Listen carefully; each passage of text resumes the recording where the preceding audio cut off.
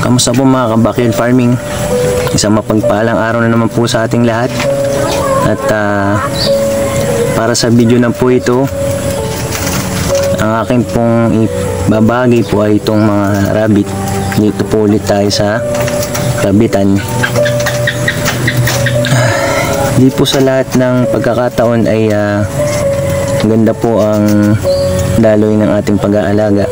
Meron pong mga challenge, meron pong mga failures. Sana po ay meron po kayong matutunan dito na wag nyo pong gagawin ito sa inyong rabbitan, dahil po magkakaroon po ng mga pangyayari na di po maganda.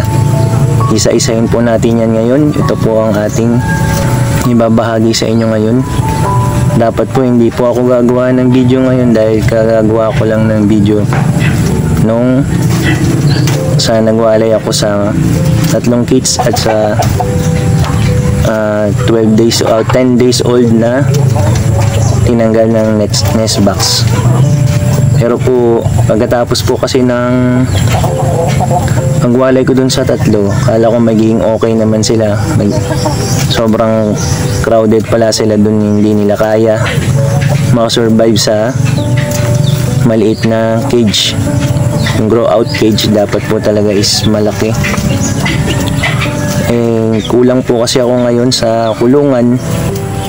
Hindi ko po kasi na-dispose yung 2 ko na or 4 ko na malalaki na, dahil meron po sanang bibili itong January pero hindi po sila pumunta, kaya hinihintay pa rin namin, kaso wala pa rin sila hanggang ngayon, kaya nagkaroon po ng shortage sa kulungan. Pero nabanggit ko po noon sa inyo na pang rabbit meat lang po talaga yung aming alaga.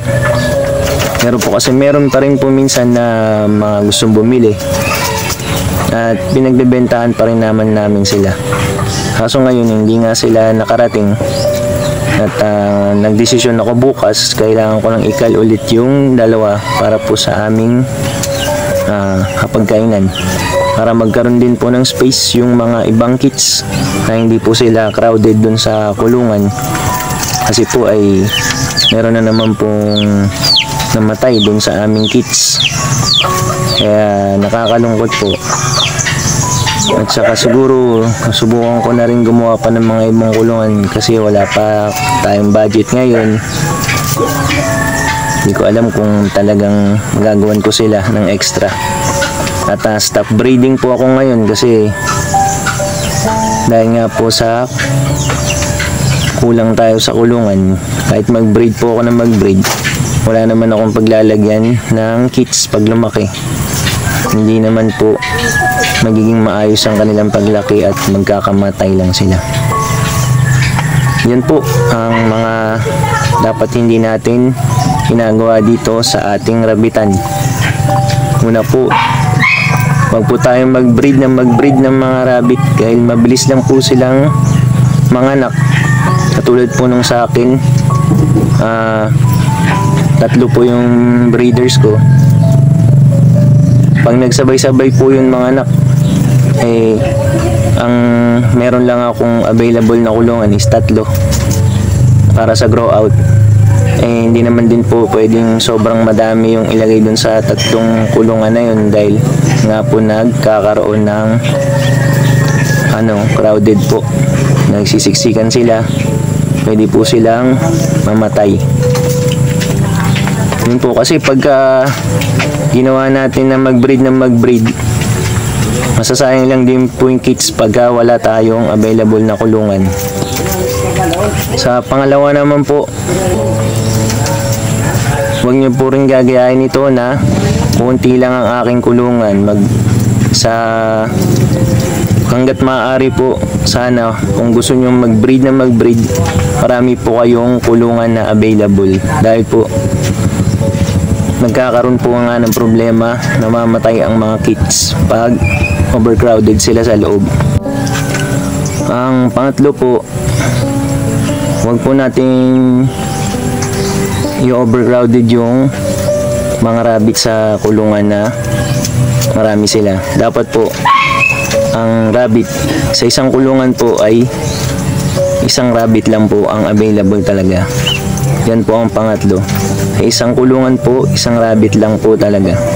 Kasi nga po, pag ganyan, kahit na maliliit pa sila, nagkakaroon pa rin ng problema. Yan po ang aking na-encounter ngayon na hindi po pala kaya ng maraming kits dun sa loob ng kulungan. Dahil po, nagkakaroon sila ng siksikan. Parang sa tao po na stampede. Pwede rin po palang mangyari yun. Pero, hindi ko po sinasabi na huwag na po kayong maglagay ng mga kits kung malaki naman po ang inyong grow out cage. Meron po kasing mga breeders na talagang malalaki naman po yung mga nagbe-breed po ng rabbit, nag-aalaga ng rabbit, na meron naman po silang mga cage na malalaki sa pang grow out cage po nila. Yun po nila pinagsasama yung mga kits nila na malaki naman po kasi yung kulungan na yun. Ang sinasabi ko po na pangatlo na huwag nyo pong gagawin ay yung huwag pong maglagay ng maraming kits dun sa maliit po na kulungan na katulad nitong sa akin, na huwag nyo po itong gagawin, na huwag nyo po itong gagayahin na maglagay ng sobrang kits na maliit lang po ang kulungan, na para sa isang cage lang, para sa isang rabbit lang po ang kakasya. Nabigla po kasi talaga ako na akala ko hindi na po dadami yung mga aanakin ng mga breeders. Nung una po kasi talaga, ang inaanak lang po ng yung unang rabbit namin is 3 piraso lang. Yung sumunod na nanganak isang breeders, ganun din, 3 piraso lang. Yung isa nga po, 2 lang yung anak niya, tas hindi pa niya kayang ibuhay lahat, so isa lang natitira. So akala ko hindi po magiging maganda yung production ng kanilang mga kits. Pero po kasi itong pumasok nung November na nung October po na nag-breed ako, by the time of November, yung isa po nanganak ng 5, yung isa po nanganak ng 8, yung isa po nanganak ng 7. So ang dami po. Bigla po akong nabigla na sobrang ang dami pala nilang pwedeng ianak pa. Akala ko hindi sila ganun kadami mag-anak, kasi meron po talagang mga rabbit na konti lang manganak, meron po talagang marami. Akala ko yung sa akin na nag-stay lang sila dun sa konti lang, kaya hindi ako na problema sa kulungan. Ngayon sobrang marami na sila mag-anak, kaya akala ko kakayanin yung cage na ganyan, nakakaunti. Hindi po pala kaya. Kaya yan po ang mga huwag nyo pong gagayahin. Lahat ng mga sinabi ko, yung una hanggang pangatlo, na huwag nyo pong gagayahin dito sa aking rabbitan, para po hindi po magkaroon ng mga namamatay na mga kits. Hindi po masasayang ang mga rabbit po na inaalagaan natin. Although 4 meats lang po ang aming mga rabbit, sayang pa rin po yun, dahil may buhay po yan sila. Binigay po yan sa atin ng Diyos. Tayo po ang nag-handle ng kanilang paglaki, ng buhay nila sa atin nakasalalay.